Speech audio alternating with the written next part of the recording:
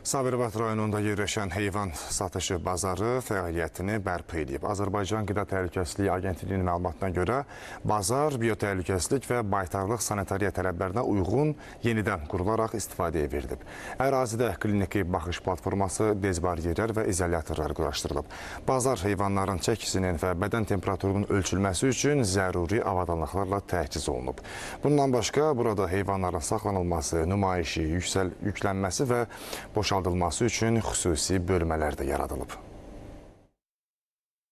Baytarlıq nəzarəti zamanı xəstəlik əlamətləri aşkar edilən heyvanların digər heyvanlardan təcrid olunaraq saxlanması məqsədilə xüsusi izolyatorlar tikilib.